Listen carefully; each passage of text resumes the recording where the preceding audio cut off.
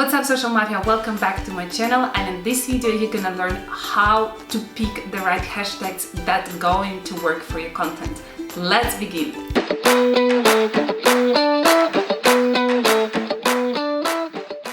In the beginning of this video, I would like to warn you that when people say that hashtags are not working, they are just not working for them, because hashtags really do work. So, and for example, if you use hashtags and they're not working for your Instagram account, then make sure to check if you're not shadow banned.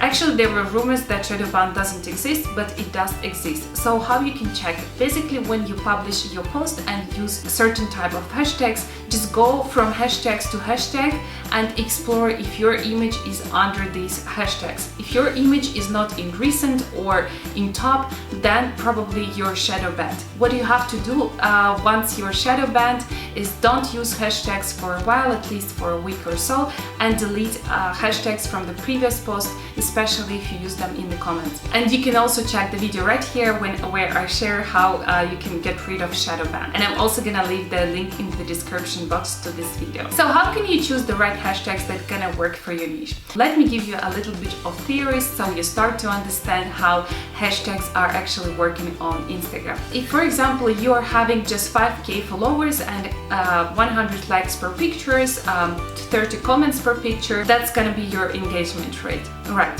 So, for example, you are using hashtag fashion because you think that your picture is relevant to fashion hashtag. So you decided to use this hashtag. Once you type in these hashtags, like I'm doing it right here, you can see that there are thousands and millions of pictures under these hashtags.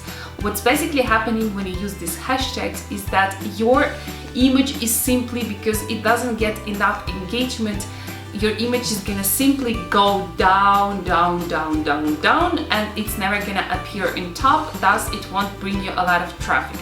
In the beginning of this, once you publish this image with this hashtag, will appear in recent, but because these hashtags are used by so many people, then your hashtag is gonna very fast disappear. Thus people won't be discovered your image because it's gonna be just simply down, and no one is scrolling down, down, down, down. So people usually see the images, either it's on the top or the first recent images. What do you have to do if your account is not so big and it doesn't get a lot of engagement, so you can compete with bigger users? You, instead of using just a random hashtag fashion, make it more niched. What I mean under niched, for example, you are a fashion and you're a mom, so make sure to write fashion mummies or fashion mom or something like that. That is niche. These kind of hashtags don't have that many images, and thus the probability that your image is gonna appear in top or will stay in recent for quite a long while is much higher. So that is how basically Instagram hashtags are working. Now I'm gonna explain you how you can find these niche hashtags. So basically what you have to do is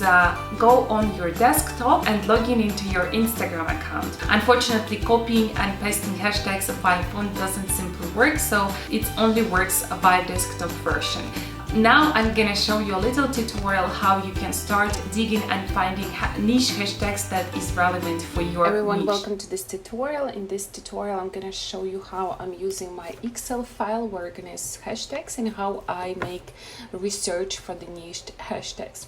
So the first, we are going to find some relevant hashtags. I really like to use some of the keywords that is relevant to my niche, for example, social media. And here we can find some people who are also in this niche. For example, I'll go for this lady over here, and I'm just gonna quickly explore which of her last posts performed the best. For example, this one. And now we are going to check which kind of hashtags she was using. For example, Babes business. We are going to open this hashtag in the new link. And now we can see that this is actually a very good hashtag. It has 57,200 posts, not much, and so this hashtag is not so competitive. We're gonna copy it, remember the number of 57,000, and go and place it over here. So we're just gonna click and check where I have 57,000. I don't have 57,000, so I'm just gonna go and insert one below. And then here I'm gonna place the hashtag and make a space over here. and I'm gonna write here 57,000. All right. Oh, one null more. 57,000. One is ready. It's really important to put the space between the beginning and the beginning of hashtag, because I'm gonna show you why afterwards. Then how else we can search for hashtags to go even deeper. So we choose this one, and now we're gonna see top posts. So for example, this one performed the best, and we're gonna check again business coaching, open link in a new tab.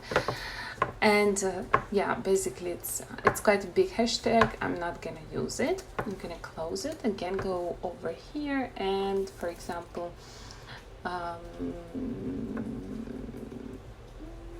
business cheeks. Can we go for business cheeks? This one also is relatively big. I like to collect hashtags that has not more than 100k posts. So we close this one, we go back to our lady over here, and we are going to choose woman whole lead, and then we're gonna open this in the new tab. And this is all right, but I also wouldn't collect this one. Now we go. So you have to go from hashtags to hashtag and check if it's relevant to you, if it's not that overloaded with posts, and that it's not competitive. For example, this one is a good hashtag. It has 2,228, but I think I already have one. So basically you do it from hashtag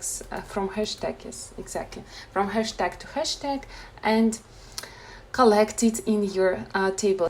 So now how this template is actually working, how you can generate different groups of hashtags. I'm gonna delete this now for now. If you enjoyed this video so far, make sure to smash this like button to help others people to discover my video. And if you're not subscribed to my channel, don't forget to subscribe and hit the notification bell in order to not miss any of my videos. So yeah, for example, we decided to choose this hashtag, and then we're gonna use this as well. We're gonna leave this, and then we're gonna go for this one, or we're gonna go for this one, or we're going to go for this one, and so on. So now you can see that here it's counted that we selected 10 out of 30 hashtags. Okay, that's all right. And now we just have to copy this cell over here, because it automatically exports all the hashtags that you have chosen and in front of which you wrote yes. Now what we do is we can place it over here, and here you go. That's why you need to have a space so that hashtags are separated between each other. So you can generate different groups of hashtags and just copy and paste it into your Instagram caption or the first comment. If you would like to get the Excel file that I was using to show you how I organize my hashtags, the file that I give to my clients to organize their hashtags groups, write me in the comments and I'm gonna send you the link. So once you have collected all the hashtags in your Excel file, make sure to put them in the groups. You can use up to 30 hashtags, but I highly recommend you to go for 20 hashtags maximum per group, because Instagram wouldn't consider you spammy. Make sure to create different groups and use them according to what is depicted in the image or the topic that you're covering in the caption. You can also use third-party tools. Some prefer to keep them in the comments and just simply copy and paste it once your post is ready to be published, or some other people prefer to use Planoly like me. I like to use Planoly because you can organize your hashtags in different groups